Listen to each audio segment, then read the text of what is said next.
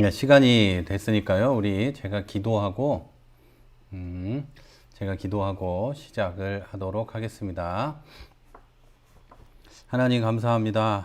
오늘 우리 인카운터 5번째 시간으로 함께합니다. 이 시간 주님 함께하시고 우리가 배우는 하나님의 말씀이 어떤 것인지 잘 알게 하시고, 또 오늘은 특별히 성경에 대해서 배우는데 성경이 어떤 것이고 또 성경을 우리가 어떻게 읽어야 하는지 잘 알 수 있는 시간이 되게 해 주옵소서. 감사합니다. 예수님 이름으로 기도했습니다. 아멘. 네, 네, 중간에 여러분께서 원하시면 언제든지 제 이야기를 끊고 질문을 하셔도 괜찮습니다. 아주 편하게 해주시면 되는데요. 이 인카운터는 쉽게 말씀을 드리면 그냥 좀 편안한 이야기들을 하는 시간입니다. 그러니까 여러분께서 너무 뭐라고 할까요? 너무 그 부담 갖지 마시고 그냥 편안하게, 그냥 물어볼 것도 있으면 그냥 편안하게 질문하시고 편안한 가운데서 진행하는 그런 시간입니다. 조금 더 깊이가 있는 시간이 아니고 새신자들을 위한 시간이니까 조금 더 여유가 있게 그렇게 생각하시면 좋겠습니다. 오늘은 디모데 후서 3장 16절에서 17절 말씀을 본문으로 성경은 왜 읽어야 하고 어떻게 읽어야 하는지에 대해서 함께 말씀을 나누려고 합니다. 먼저 본문을 한번 우리 읽어볼게요. 제가 읽고 여러분도 함께 같이 봉독하도록 하겠습니다. 디모데후서 3장 16절에서 17절인데요. 함께 봅니다. 시작. 모든 성경은 하나님의 감동으로 된 것으로 교훈과 책망과 바르게 함과 의로 교육하기에 유익하니 이는 하나님의 사람으로 온전하게 하며 모든 선한 일을 행하기에 온전하게 하려 함이니라. 아멘. 여러분, 한 사람이 어떤 악기를 배우려고 하면 반드시 선생님이 필요합니다. 이게 요거 교재 있잖아요, 여러분. 좀 오늘은 좀 가까이에서 못 받아가신 분들은 요 가까이에서 좀 지금 보시면 되는데요. 요거 주일날 이번 주에 함께 나눌 수 있도록 이게 초록색은 섞이네요. 이렇게 놔야 되겠네요. 예, 파란색은 이번 주일에 다 나눠서 드리도록 하겠습니다. 그리고 받지 못하신 분들은 보내드리고, 또 그 교회에서 우리 교회 분이 아닌데 갖고 싶은 분들도 원하시면 집으로 보내드리거나 또 우리 교회 분에게 요청하시면 또 드릴 수 있도록 하겠습니다. 벌써 제 친구 목사님 아버님이 폐암이신데, 그분이 이제 예수님 이제 믿으시고 영접하시고 하셔서 지금 요양병원에 들어가셔야 하는데, 수술하시고 뭐 항암 치료하시고 들어가시는데, 우리 교회 성경 공부를 가져다가 이거 하고 싶다 그래서 요거 드리고, 그리고 우리 유튜브 링크로 그분이 볼 수 있는 상태가 건강이 매일 좋은 게 아니니까 그때그때 보실 수 있도록 이제 하고 있습니다. 그래서 첫 번째로 밖으로 나간 우리 교회 외에 연세가 좀 많으신 분인데, 평생 일을 하셨는데요. 이제 갑자기 암이 발견이 돼가지고 치료하고 그러는 중에 성경을 공부하려고 하고 계십니다. 그래서 지금 현재는 요거 가지고 안 계실 수도 있는데요. 가지고 계시지 않은 분들은 뭐라고 할까요? 지금 우리 단체방에 보내드렸죠? 네, 그걸로 여러분이 함께 보시면 되겠습니다. 어떤 악기를 배우려면 선생님이 필요합니다. 그런데 선생님 전에 필요한 게 있는데요. 선생님 이전에 필요한 게 그 악기를 잘 다루는 기준입니다. 잘 다루는 것도 있고 못 다룰 수도 있겠지만 그 악기를 어떻게 다뤄야 하는지에 대한 기준이 있어야 합니다. 다시 말해서 악기를 배우려면 그 악기를 다루는 표준을 잘 알고 있는 선생님을 만나셔야 한다는 겁니다. 처음부터 잘못 배우면 연주를 잘 하는데, 심지어 멋도 있는데 뭔가 잘못되어 있는 걸 발견할 때가 있어요. 물론 이제 그 영화 어거스트 러시라는 거 보셨나요? 그 영화 어거스트 러시에 보면 천재 소년이 나오는데요. 뭐 사람들 지나가는 소리나 뭐 이런 것들만 듣고도 그 아이는 음악을 만들 수 있고, 피아노도 연주할 수 있고, 기타도 연주할 수 있는 뭐 그런 대단한 아이예요. 그런 사람을 제외하고는 우리들은, 일반 사람들은 악기를 배우려면 악기 선생님이 있어야 되고요. 그 선생님이 그 악기를 다루는 표준에 대해서 잘 알고 있는 분이어야 한다는 거죠. 악기를, 여러분 아시겠지만 악기를, 표현이 좀 그렇습니다만, 악기를 야매로 배우신 분들은 멋있는데 연주가 좋아 보이는 것도 같은데 뭔가 대단히 잘못된 그런 것을 볼 수가 있습니다. 자, 우리는 지금 신앙생활에 대해서 배우고 있습니다. 그 신앙생활에 대해서 여러분보다 조금 더 잘 아는, 성경에 대해서 아주 조금 잘 아는 목사에게서 신앙생활을 배우고 있습니다. 그런데 만약에 제가 신앙생활의 기준에 대해서 잘 모르거나, 기독교에 대해서 이해가 별로 없거나, 또는 제가 마음대로 기준을 만들어서 여러분에게 가르친다면 여러분은 어떻게 될까요? 처음에 그걸 잘못 배우면 어떻게 될까요? 여러분은 처음부터 잘못 배우는 거고, 심지어 멋있는 신앙생활을 한다고 해도 실제로 겉멋만 든 거지 잘못된 길을 가게 되는 겁니다. 하지만 이런 일을 막기 위해서 하나님은 우리에게 선물을 주셨는데 바로 성경입니다. 바로 성경인데, 저는 성경이 되게 많이 있는데요. 제일 두꺼운 성경이 요 성경입니다. 얼마 전에 그 공부를 하려고 산 건데, 이런 성경이 우리에게 있어요. 이런 성경을 우리는 다 보고 이 성경을 가지고 신앙생활을 할 수 있도록 하나님께서 우리에게 주셨다는 거죠. 성경은 여러분, 오늘 결론부터 명확하게 말씀을 드리고 앞으로 진행을 할 텐데요. 여러분, 결론부터 말씀을 드리면 성경은 오류가 하나도 없는 하나님의 말씀이에요. 물론 사람이 번역을 하거나 세월이 많이 흐르다가 약간의 차이가 있는 부분이 있겠지만, 그것도 오류라기보다는 번역의 차이, 뭐 이 정도라는 것이죠. 그래서 성경은 우리의 기준이고 오직 성경만이 우리가 믿는 진리입니다. 그래서 여러분, 제가 만약에 하늘에서 불을 내릴 수 있고 비도 내리고 병도 고친다고 해도 성경에 없는 말을 하면 그 모든 것이 하나님으로부터 온 것이 아니라고 믿으면 된다는 겁니다. 제가 병도 고치고 막 손가락으로 이렇게 하면 하늘에서 번개가 치고 불이 날라오고 뭐 별짓을 다 한다고 해도 성경에 없는 말을 하면 그거는 하나님이 한 게 아니라고 생각하시면 된다는 겁니다. 그냥 마귀짓이에요, 마귀짓. 사람을 현혹하려는 마귀가 그런 식으로 우리를 넘어뜨리려고 기적도 보이고 한다고 생각하시면 되는 거죠. 또 만약에 여러분도 스스로 별의별 놀라운 일을 다 하고 엄청난 신앙의 경험을 했다고 해도 성경하고 아무 상관없는 일이라면 그것은 하나님으로부터 온 것은 아니다, 이렇게 믿어야 돼요. 여러분이 막 어느 날 갑자기 신앙의 체험을 대단한 걸 했어요.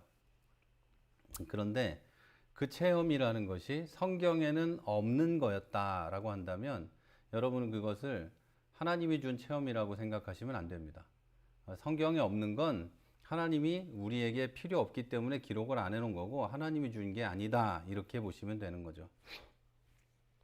자, 하나님께서는 이런 구분을 하기 위해서도, 다시 말해서 진리와 비진리의 구분을 위해서, 하나님의 역사와 아닌 것의 구분을 위해서 우리에게 성경을 주셨어요.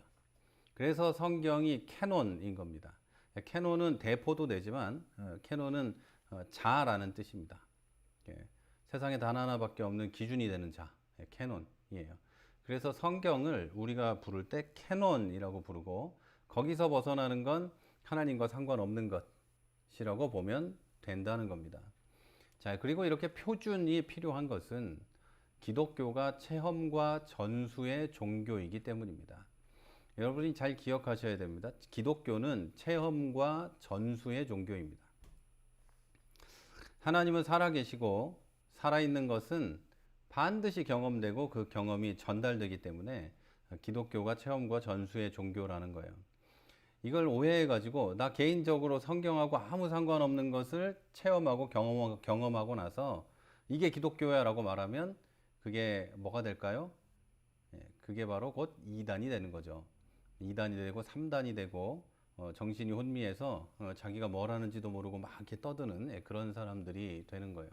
그래서 우리가 우리 체험하고 전수하는 것은 뭐냐면 하나님이 살아계시기 때문에 지금도 역사하시기 때문에 그분을 경험하는 것이고 그 경험이 내 후대에 전달되어야 한다는 거예요. 그래서 기독교가 체험과 전수의 종교라는 뜻은 내가 체험하고 경험한 내 마음 멋대로의 것을 이야기하는 것이라는 게 아니고 나에게 경험된 하나님, 내가 경험한 하나님 대신 그것이 성경에 기록되어 있는 것과 같은, 그러니까 갑자기 하나님이 계룡산 산에 나타나셨다 이런 나의 경험은 하나님과는 상관이 없는 경험이에요. 요만큼도 관계없는 거예요. 나는 경험을 했는데 하나님하고는 상관없으니까 그것은 이상한 경험이 되는 것이죠. 되지도 않는 뭐 이상한 헛소리 같은 그런 경험이 되는 거예요. 그래서 성경에 비추어서 살아계신 하나님을 경험한 것이 전달되는 거가 바로 기독교입니다. 하지만 이런 체험은 주관적이기 때문에 다시 말하지만 객관적인 기준이 있어야 되고, 올바르지 않은 체험은 우리를 잘못된 길로 가게 만들고, 객관화되지 않은 체험 하나가 수도 없는 사람들을 이단에 빠지게 만들어요. 그래서 우리는 객관적인 기준이 필요한데 그 객관적 기준이 바로 성경입니다. 한편으로는 여러분, 객관적 기준이 없으면 어떤 것이 바른 신앙인지 전혀 알 수가 없어요. 뭐 어떤 사람은 뭐 이렇게 하는 게 바르다고 하고 어떤 사람은 저렇게 하는 게 바르다고 하면 누가 맞는지 알아야 할 거 아니에요. 그런데 기독교는 그 기준이 있어요. 바로 성경이죠. 기독교에서 여러분, 기독교에서 성경에 기록된 것들에 대해서 다른 거야, 그런 거는 다른 거니까 받아들이고 이해해야 돼 라고 말하는 건 사기입니다, 여러분. 그것에 속으면 안 되는 거예요. 세상 문화와 세상의 철학들이 교회 안에 들어와서 다른 거니까 이해해야 해 이렇게 말하면 맞는 것 같죠. 그런데 절대 다른 게 아니에요. 그건 틀린 거예요. 진리는 100%여야 진리인 거지, 진리가 99.9%짜리는 없는 거예요. 그건 0.1%가 가짜죠. 그러니까 그건 진리가 아닌 거죠. 근데 이런 식으로 교회 안에 들어와서 객관적 기준을 무너뜨리는 사람들이 있어요. 그리고 현대 교회 안에 그것이 용인될 뿐 아니라 권장되죠. 그건 다르니까 괜찮아, 다르니까 괜찮아 라고 생각하는 거예요. 근데 그런 것은 우리가 교회 안에 진리를 다룰 때 이야기하는 게 아니고 타종교를 다룰 때 이야기해야 되는 거예요. 타종교는 우리와 달라. 걔들은 걔들을 저주하고 막 틀리다고 말하는 게 우리와 달라. 저 사람들의 생각과 문화와 종교는 우리와 달라. 우리가 포용할 수 있어야 해, 사랑할 수 있어야 해, 이런 말을 할 때, 그게 이제 돼야 되는 거지. 뭐 교회 안에서 진리를 다룰 때, 예수 그리스도가 하나님이신가 아닌가를 다룰 때, 교회가 하나님이 우리에게 준 선물이고 반석 위에 세워진 것이 맞느냐 틀리냐 뭐 이런 이야기를 할 때 틀리고 맞고지 다르고 인정하고가 아니에요, 여러분. 그건 이걸 편협하다고 말하는 사람들도 있는데 편협한 게 아니에요. 편협한 게 아니고 진리가 성경이 그렇게 말하기 때문에 우리는 그렇게 믿어야 하는 거예요. 자, 그래서 우리는 어떤 것이 옳은지 그른지 구분하기 위해서 성경이 있어야 하는 거예요. 자, 그러면 이 기준이 되는 성경에는 무엇이 기록되어 있기에 우리의 기준이 되는 걸까요? 자, 다른 말로 하면 우리는 성경을 통해서 신앙에 대해서 무엇을 알 수 있을까요? 아주 쉬운 말로 하면 우리는 성경을 왜 읽고 성경에 대해서 알아야 할까요? 자, 첫 번째요. 오직 성경에만 하나님에 대해서 정확하게 기록되어 있기 때문에 우리의 기준이 성경이어야 하고 우리는 성경을 읽어야 합니다. 오직 성경에만 하나님에 대해 정확히 기록되어 있어요. 자, 여러분, 우리가 믿는 분은 하나님이십니다. 우리는 하나님을 믿어요. 자, 그런데 이름만 하나님인 뭔가를 믿는 사람들이 허다합니다. 여러분 주변에도 하나님을 믿는 사람들은 꽤나 있을 거예요. 그런데 그 사람들은 도대체 어떤 하나님을 믿는지 알 수 없는 사람들이 여러분 주변에 있죠. 아무리 생각해도 쟤는 분명히 교회를 다니고 하나님을 믿는데 나는 제가 믿는 하나님이 나와 같은 하나님인지 의심스럽다. 이런 사람들이 우리 주변에 가끔 있어요. 저는 뭐 요즘에 말하면 대표적으로 본다면 정광훈 목사님 같은 분은 저랑 다른 하나님을 믿고 다른 성경을 보는 게 틀림없어요. 대부분의 목사들과 대부분의 성도들과 다른 걸 보고 있는 것이 거의 틀림없어요. 똑같은 성경을 본다면 그렇게 말할 수가 없죠. 자, 이런 식의 일들이 일어난다는 거예요. 자, 그래서 어떤 이름만 하나님인 뭔가 다른 것을 믿는 사람들도 허다하고 진짜 하나님이 어떤 분인지 모르기 때문에 이상한 가르침을 듣고는 그것이 하나님이라고 믿는 의도치 않은 우상 숭배를 하는 사람들도 많이 있어요.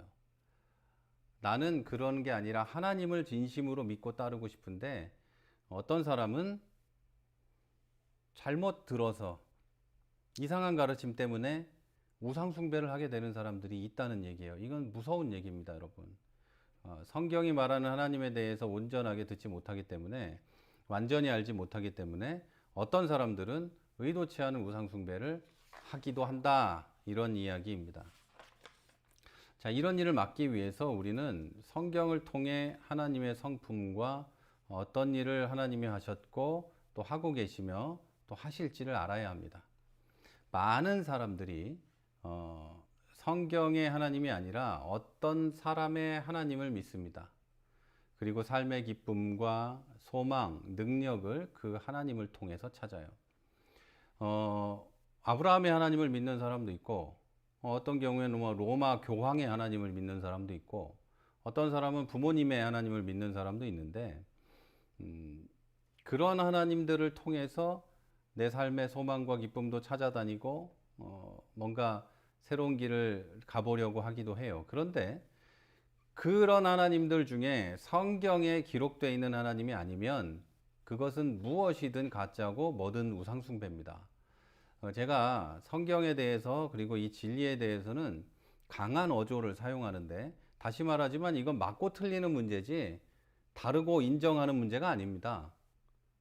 그러니까 이거를 왜 이렇게 강하게 얘기할까라고 생각하시면 안 돼요. 이건 맞고 틀리는 문제고 여러분 영혼에 관한 문제예요.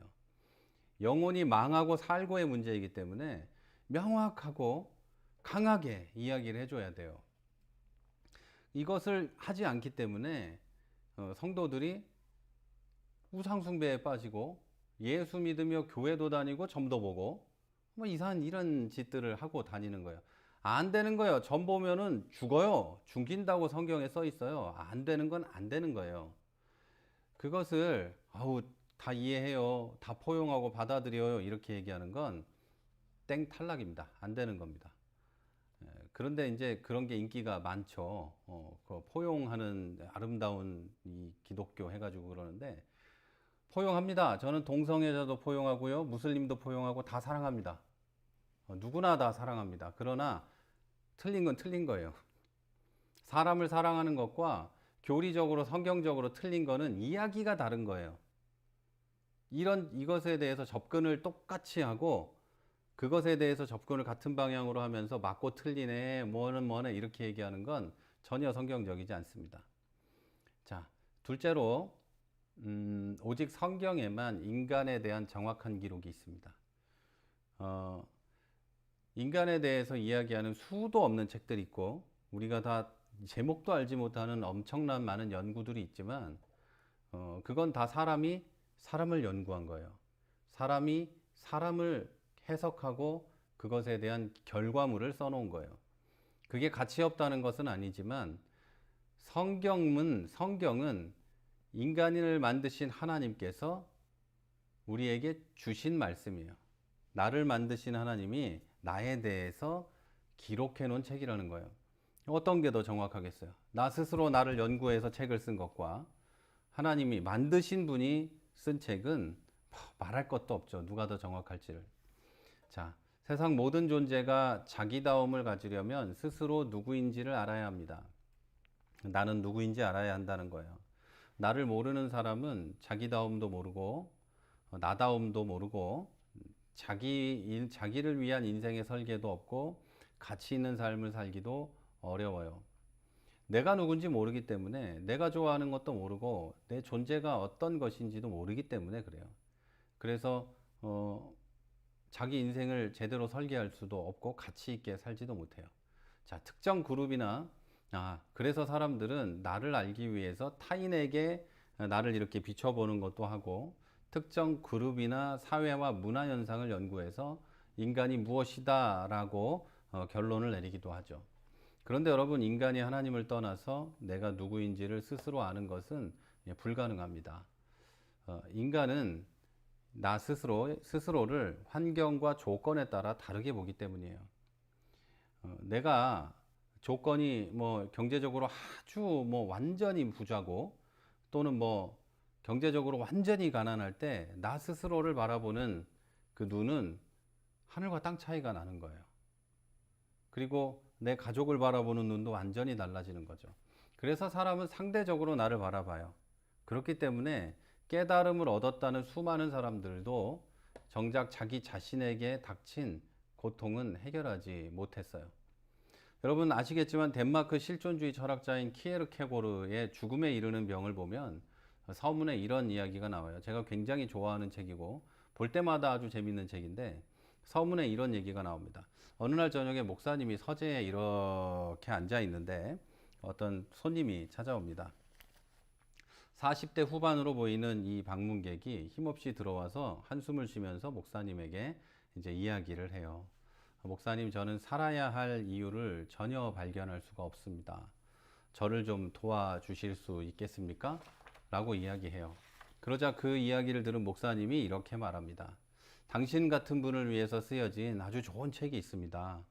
누구 아무개가 쓴 하나님의 사랑이라는 책을 읽어보십시오. 하나님의 사랑이라는 책을 읽으면 당신의 존재를 이해할 수 있게 되고 어쩌게 되고 합니다. 라고 책을 추천해 줍니다. 그러자 그때 방문객이 한숨을 쉬며 말합니다. 그 책은 제가 썼습니다. 사람들은요, 마치 인생이 무엇인 줄 알고 인생의 고통과 해결책을 안다고 생각하고 잘난 척을 합니다. 막상 그렇지만 막상 어떤 문제가 생겼을 때는 그런데 막상 자신이 막다른 골목에 가게 되면 뭐라고 할까요? 아무것도 나는 모른다는 사실을 알게 됩니다. 내가 막다른 골목에 가면 나는 아무것도 모르는 상태였구나, 나는 아무것도 알 수 없구나 라는 것을 알게 된다는 거예요. 왜 그럴까요? 왜 그럴까요? 인간은 다른 사람에 대해서는 좀 생각도 할 수 있고 그 사람이 어디로 가면 잘 될 수 있고 이런 거를 어느 정도는 파악할 만한 능력이 있을지도 모르지만 인간은 나 스스로를 알 수 있는 능력이 없어요.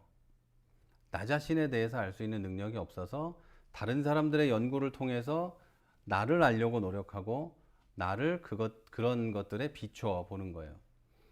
자기가 자기를 알 수 없기 때문이에요. 인간이 과연 어디에서 와서 어디로 가는지, 지금 내가 하고 있는 일이 과연 나에게 무슨 가치가 있는지 확실하게 알 수 없다는 사실이야말로 모든 사람 마음속 깊이 자리 잡고 있는 좌절이고 절망입니다. 여러분, 모든 인간은 자기의 기원에 대해서 어느 정도 철이 들어가면서 생각을 하게 되고 그 기원, 그리고 어디로 가는 건지, 그리고 이게 맞는 건지, 이것에 대해서 알기 위해서 계속해서 투쟁을 하면서 살아요. 모든 인간은 그래요. 그런데 조금만 더 깊이 생각해 보면 나는 아무것도 알 수 없다는 걸 깨닫게 되거든요. 그러면 아무것도 알 수 없다는 걸 깨닫게 되면서 인간은 좌절에 빠지고 절망하게 돼요. 자, 진정한 내가 누구인가?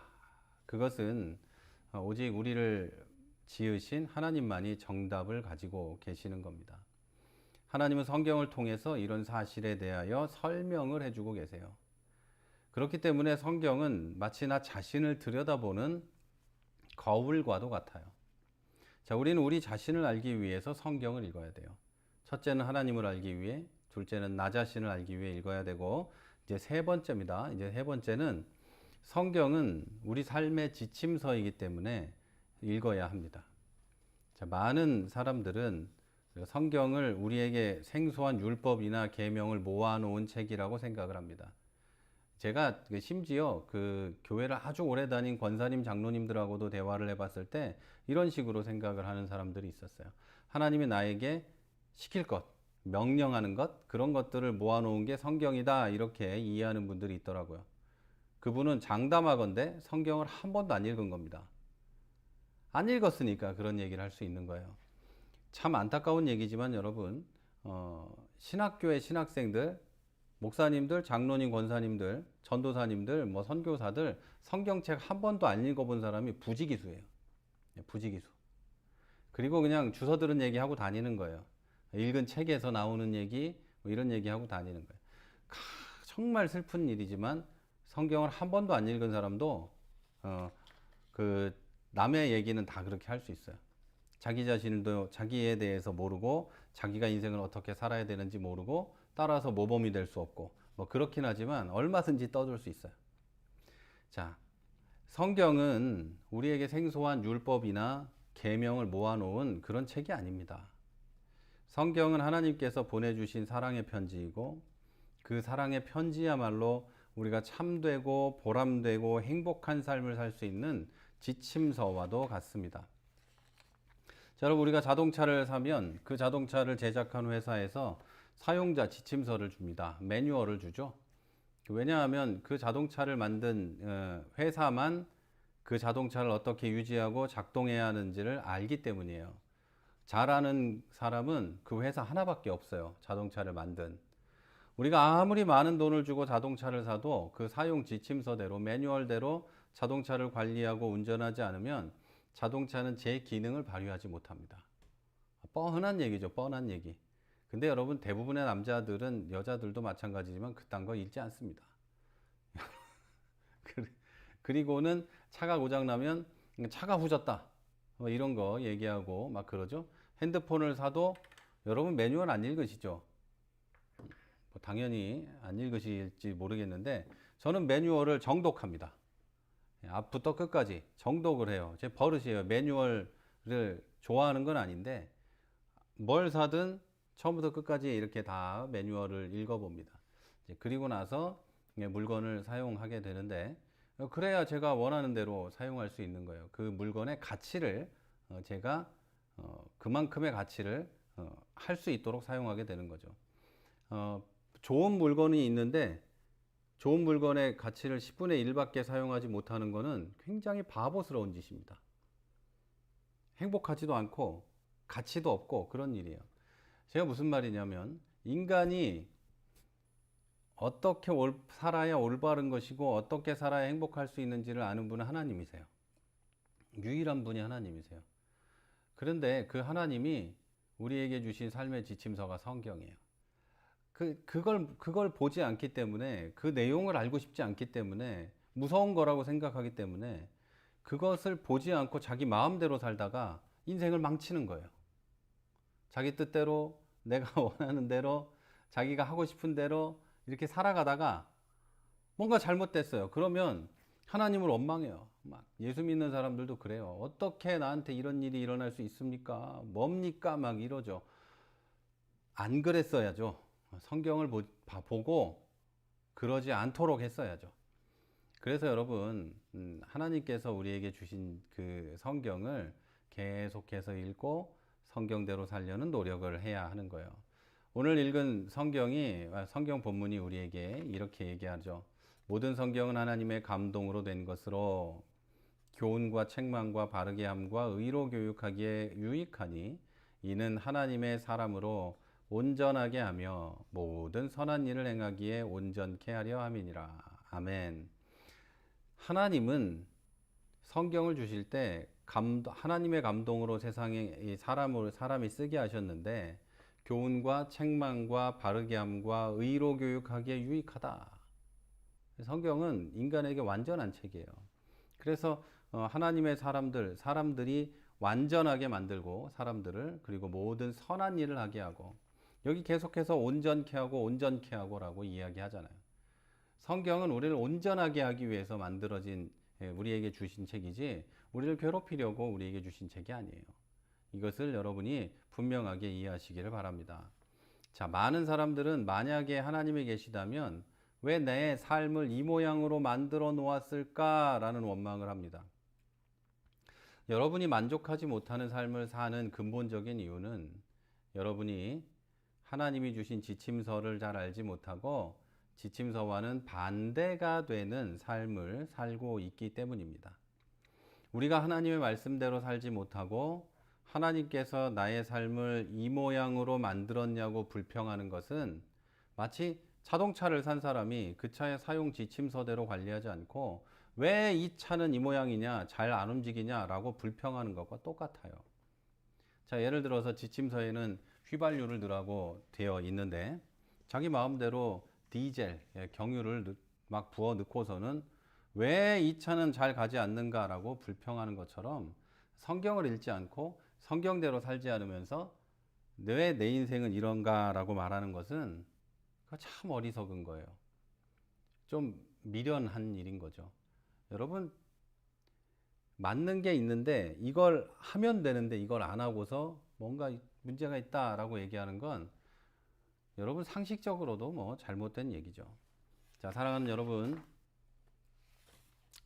우리는 성경을 통해서만 하나님을 알 수 있어요. 그리고 성경을 통해서만 우리 자신을 알 수 있어요. 그리고 우리는 성경을 통해서만 올바른 삶의 길을 깨달을 수가 있게 되는 겁니다. 자, 그러면 두 번째로 우리가 이토록 중요한 성경은 어떻게 읽어가야 할까요? 성경을 올바르게 읽는 법을 이 자리에서 우리가 이 짧은 시간이고 기초적인 거니까 자세하게 말씀드릴 수는 없어서 가장 기초적인 것을 몇 가지만 말씀을 드릴게요. 신약 성경부터 읽으시는 게 좋습니다. 뭐 어떤 분들은 구약 성경부터 읽는 게 좋다 하는 분도 계시고 신약부터 읽는 분이 좋다고 읽는 분도 좋다는 사람들도 계신데 지금 우리는 성경을 이미 뭐 옛날부터 한두 번씩은 다 접하셨던 분들이기 때문에 우리가 성경 그 공동체 성경 읽기를 구약부터 해가는데 이제 성경을 갓 접한 분들은 이제 교회를 처음 다니시는 분들은 신약 성경부터 읽는 게 좋습니다. 자, 성경은 구약과 신약으로 구분이 되어 있어요. 이 약이라는 것은 약속이에요. 테스터먼트인데 하나님께서 우리에게 주신 언약의 말씀이다 이런 뜻이에요. 그래서 신구가 있어요. 새로운 거, 옛날 거 이렇게 있다는 거예요.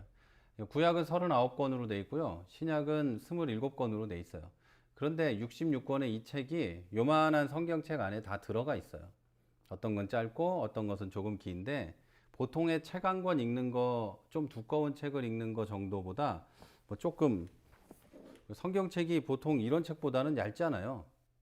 얇은 책도 있고 그런데 이런 두꺼운 책보다는 성경이 번역도 요즘에 잘 돼 있고 해서 읽기가 굉장히 편해요. 그래서 그 분량은 많은 것처럼 느껴지지만 그렇게 많은 게 아니에요. 자, 그러면 구약에는 뭐가 써 있냐면요. 이 땅에 오실 메시아, 그러니까 인류를 구원하시고 좁게 보면 나를 구원하셔서 천국에 데리고 가실 그 이 땅에 오실 메시아가 누구인지 알려주는 예언이 구약에 기록되어 있습니다. 그분이 어느 족보를 타고 오실 것이고 어떤 분이시고 뭐 이런 얘기들이 기록되어 있고 신약에는 메시아에 대한 모든 예언이 역사적 인물이었던 예수 그리스도에게 모두 다 이루어졌다는 말씀을 주고 있어요. 여기서 중요한 건 모두 다예요. 모두 다. 모두 예수님에게서 이루어졌어요.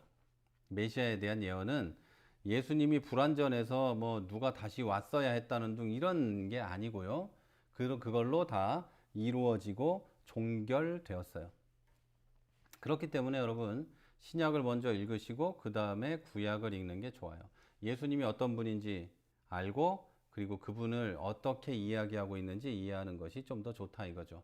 그리고 우리 침례교회는 구약과 신약을 우선을 놓고 본다면 두 개에서 신약 성경이 더 우선한다 이렇게 봐요.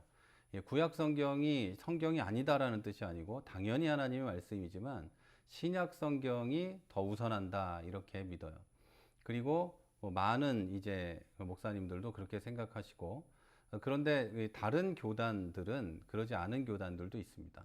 개혁교회 중에 유아 세례를 주는 교단이라든지 그런 곳은 구약과 신약이 동일하게 똑같은 가치가 똑같다라고 생각을 해요. 그래서 구약에 나와 있는 믿음의 가문 있죠. 믿음의 가문 그것도 주장을 하는 거예요. 그래서 믿음의 가문에서 태어난 어린아이는 자기가 신앙을 고백할 수 있는 나이가 되기 전에 문제가 생긴다면 구원을 받는다 이렇게 믿어요. 그래서 그 아이는 유아 세례를 주죠. 유아 세례를 주고 그 가문에서 태어났기 때문에 그렇다고 믿는데 우리 침례교회는 믿음의 가문을 인정하지 않습니다. 신자의 침례와 신자의 구원을 주장합니다. 그래서 침례를 받으려면 자기 스스로 믿음을 고백해야 돼요. 그게 몇 살이든 상관은 없어요. 6살이든 뭐 8살이든 이런 건 상관이 없고 그 사람이 자기의 믿음을 고백하면 그 사람은 침례를 받고 구원을 받습니다. 그런데 아기들 있죠, 아기들. 뭐 누가 봐도 절대로 뭐 할 수 없는 그런 아기들은 또 다른 그들은 하나님이 구원하실 거라고 침례교는 믿습니다.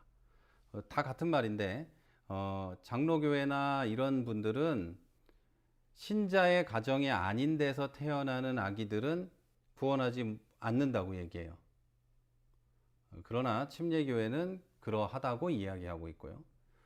그래서 이 부분은 어쨌든 간에 여러분이 아시면 좋은 이야기라서 이야기했고요. 자, 그래서 신약을 먼저 읽고 구약을 먼저 읽으면 좋겠고 그리고 두 번째로 하루에 적은 분량이라도 매일 규칙적으로 읽어야 합니다. 우리 지금 한선영 집사님께서 그 새벽 4시마다 계속 올려주시는데요. 이것을 빼먹지 않고 읽으셨으면 지금 마가복음에 와 있습니다. 여러분 보통 일이 아니에요. 쉬운 일이 아닐걸요. 평생 한 번도 안 읽은 사람이 부지기수라니까요. 그러니까 성경을 그렇게 읽을 수 있게 교회와 또 집사님이 노력하고 있으니까 단체방에 계신 분들은 빠지지 마시고 그것을 아침에 틀고 밤이든 아침이든 그렇게 보시면 좋겠고요. 하루에 10시간을 읽고 그 다음 날부터 안 읽는 것보다는 하루에 조금씩이라도 이렇게 읽어가는 것이 훨씬 더 많이 읽게 됩니다. 그러니까 그렇게 해주시길 바라고 한글 우리가 보는 보통의 성경은 뭐 구약이 1332쪽 뭐 페이지 수로 보면 그 정도고 신약은 423페이지 정도 됩니다. 신구약을 합치면 한 1700여 페이지 되는데 1800 되는 것도 있고 좀 적게 되어 있는 것도 있고 한데 1페이지를 3분에 읽으면 하루에 5페이지를 읽으면 15분이 걸려요. 그러면 하루 15분이면 1년에 한 번 이상도 읽을 수 있습니다. 여러분이 나는 공동체 성경 읽기가 별로다. 그러면 이렇게라도 꼭 읽어주시면 됩니다. 그리고 만약에 여러분이 성경 읽기에 하루 30분이면 1년에 2번 이상 읽게 되고요. 1년에 4번 읽으려면 하루에 1시간 안쪽으로만 읽어도 1년에 4번을 읽을 수 있어요. 성경을 마음 딱 먹고 읽기 시작하면 아무리 좀 눈이 좀 잘 안 보이고 잘 못 읽는 분도 뭐 사실 2주일이면 한 번 읽을 수 있습니다. 2주일 정도면은 성경책 한 권은 뭐 그냥 다 읽으실 수가 있다는 거죠. 그래서 여러분 성경 읽기에 조금씩 좀 더 열을 내서 읽어 주시면 좋겠고요. 세 번째로 성경을 읽을 때 주의할 게 있는데요. 몇 가지만 말씀을 드리겠습니다. 성경은 이해가 필요한 책이 아닙니다. 성경은 우리의 지식과 지혜로 이해하려고 보는 책이 아닙니다. 잘 들으셔야 돼요. 성경은 하나님의 말씀입니다. 그 옛날 왕정 시대에 왕의 말은 이해하는 게 아니고요. 그런가 보다 하는 거였어요. 그죠? 그거에 대해서 의심을 품거나 왕의 하는 말에 대해서 뭔가 그 좀 약간 삐딱한 생각을 하게 되면 그 사람은 죽어야 했습니다. 자, 성경도 그런 경외심을 가지고 읽어야 해요. 그러나 왕은 오류가 있을 수 있지만 하나님은 오류가 없고 한 개도 틀릴 가능성이 없는 분이고 하나도 틀리지 않은 그분이 우리에게 성경을 주신 거기 때문에 우리는 성경을 읽을 때 이해하려고 읽어서는 안 돼요. 이해라는 것은 원래 내 지식과 지혜와 지능의 한계 안에서 이루어지는 겁니다. 내 지식도 짧고 지혜도 짧고 지능도 짧으면 성경을 읽을 때 한마디도 이해하지 못할 거예요. 태초에 하나님이 천지를 창조하시니라 이거부터 이해를 절대 할 수가 없어요. 신적인 존재가 그분이 우리가 믿는 하나님이 아닐지라도 신적인 존재가 이 하늘과 땅 우주를 창조했다는 이 말을 이해하기 위해서는 믿지 않는 사람이라고 해도 믿지 않더라 해도 그걸 이해하기 위해서는 굉장히 많은 지식이 필요합니다. 굉장히 많은 지혜가 필요하고 지능이 필요해요. 그런데 그거는 그렇게 하는 게 아니에요.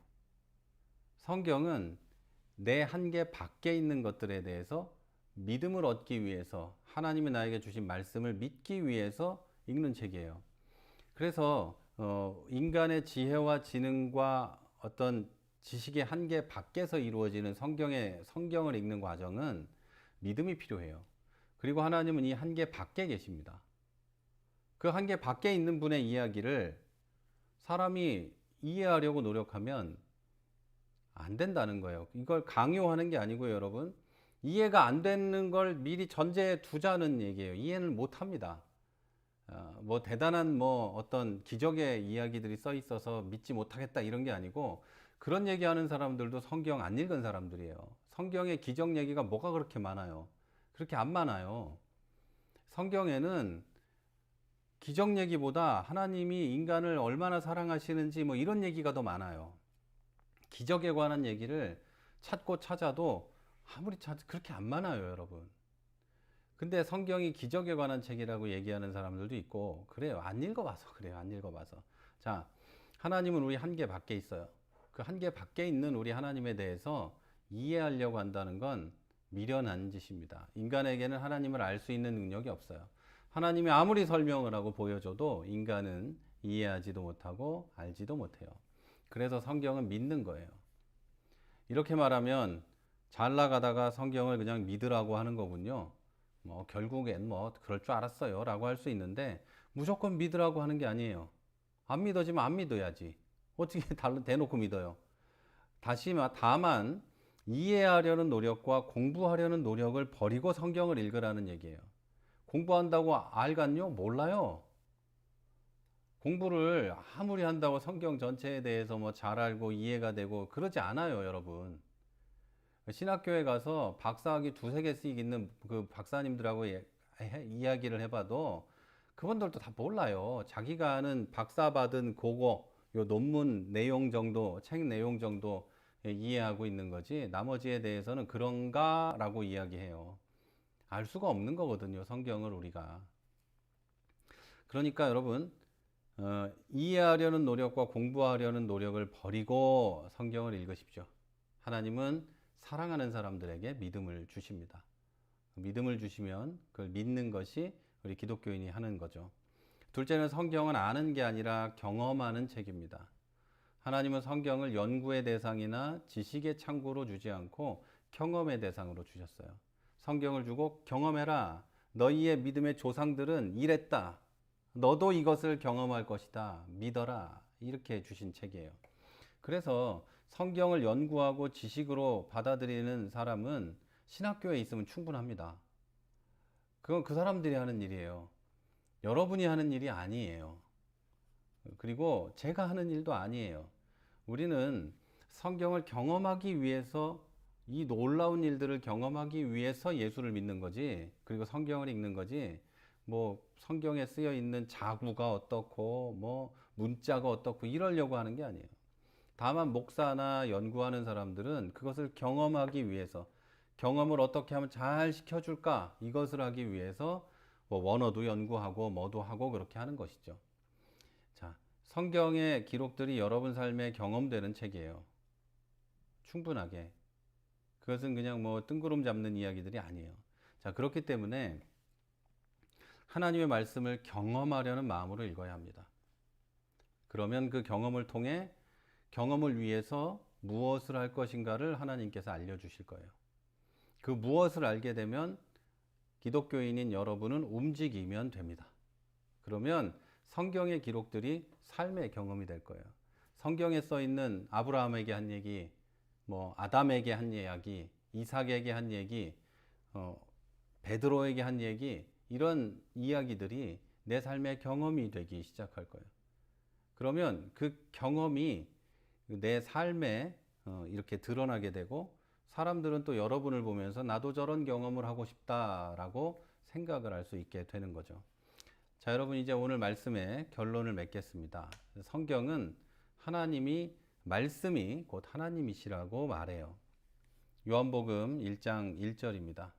태초에 말씀이 계시니라. 이 말씀이 곧 하나님과 함께 계셨으니 이 말씀은 곧 하나님이시니라. 여러분, 이 말씀에도 굉장히 깊고 깊은 오묘한 이야기가 들어있는데, 그런 오묘한 얘기는 나중에 요한복음 설교를 할 때 말씀을 드리도록 하겠습니다. 자, 태초에 말씀이 계셨어요. 성경은 말씀이 곧 하나님이시다, 이렇게 말해요. 그래서 우리는 말씀을 통해서만 하나님을 알 수 있어요. 성경에 써 있는 말씀들, 또 제대로 해석이 되어서 우리에게 전해지는 설교의 말씀, 이것들이 하나님을 이야기하고 있는 거예요. 그러면 우리는 그걸 통해서 하나님을 발견하게 되고 하나님을 경험하게 되는 겁니다. 또 성경은 나를 볼 수 있는 거울과 같아요. 나를 정확하게 알기 위해서 성경을 부지런히 읽으시기 바랍니다. 여기저기 찾아다닐 거 없어요. 성경을 읽으면 나를 알 수 있어요. 자, 뿐만 아니라 성경은 우리 삶의 지침이고 우리 발의 등불입니다. 시편 119편 105절에 이렇게 돼 있어요. 주의 말씀은 내 발의 등이요 내 길의 빛이니이다. 아멘. 자, 사람은 하나님의 말씀을 알아야만 스스로 행할 길을 알 수 있어요. 사람들이 길을 알지 못해 가지고 방황하고 고통스러워해요. 하루 종일 아침부터 저녁까지 죽도록 열심히 일하고 나서도 내가 길을 잘못 왔는가? 라고 생각을 할 때도 많이 있는 거예요. 그러나 여러분, 성경을 읽으면, 성경을 계속해서 꾸준하게 읽어가면 내가 가야 할 길을 알게 돼요. 그럼 그 길을 따라 나서면 됩니다. 성령이 나에게 가르쳐 주신 길이니까 가면 됩니다. 가면 하나님을 그곳에서 경험하고, 가는 길에 성령의 역사를 경험하고 예수 그리스도의 은혜와 사랑을 경험하게 돼요. 그 길이 인간적으로 볼 때는 고통스러울 수도 있고 때로는 즐거운 길일 수도 있어요. 그러나 그 길을 통해서 우리는 하나님이 살아계심을 알게 되고 하나님을 체험하는 그런 놀라운 일들이 일어나게 된다는 겁니다. 자, 우리 사랑하는 여러분, 이제 지금까지 이 공동체 성경 읽기를 군데군데 빼먹고 그러신 분들은 성경을 읽기 위해서 결단을 내리십시오. 오늘 발을 떼시고 주의 이름으로 성경 안으로 들어가시기를 주의 이름으로 축복합니다. 네, 오늘 성경에 관한 얘기를 이제 마칩니다. 여러분, 혹시 질문 있으십니까? 아니면 하고 싶은 얘기나 없으시죠? 없으시면 우리 오늘은 이걸로 마치도록 하겠습니다. 여러분, 얼굴 들어와 계신 분들 안녕할까요? 다른 분들은 비디오를 아직 안 켜셔서 오늘도 건강하게 잘 계시네요. 평안하시죠? 네. 자, 오늘은 지금 시간이 7시 50분인데요. 뭐 거의 잘 끝난 것 같아요. 우리 예비 씨도 안녕. 네네. 오늘 이걸로 마치고요. 제가 기도하고 오늘 마치도록 하겠습니다. 제가 기도하겠습니다. 하나님, 감사합니다. 오늘 우리 성경에 대해서 함께 배웠습니다. 성경을 우리가 왜 읽어야 하고 어떻게 읽어야 하는지 배웠는데 하나님 우리 성경을 읽을 수 있는 발걸음을 떼게 해 주옵소서. 같이 성경을 읽으며 계속해서 신앙이 성장해가는 우리가 되게 해주시고 성경에 기록되어 있는 하나님에 대해 나에 대해 그리고 내가 갈 길에 대해서 잘 이해하고 달려가는 우리가 되게 하여 주시옵소서. 주님의 평안이 우리에게 있기를 기도합니다. 일주일 남은 3일 하나님 평안하게 하시고 태풍이 온다고 하는데 모두 건강 안전 지켜주시고 우리 주일에 만날 때까지 주님 우리를 평안하게 하시고 특별히 코로나19로 많은 사람이 고통을 당하는데 하나님 우리가 하나님 당하지 않게 해주시고 그들을 위해서 기도하는 교회와 성도들이 되게 해주옵소서. 남은 한 주 지키고 보호하실 줄 믿습니다. 성경 읽는 일주일 되게 하여 주옵소서. 예수님 이름으로 기도했습니다. 아멘.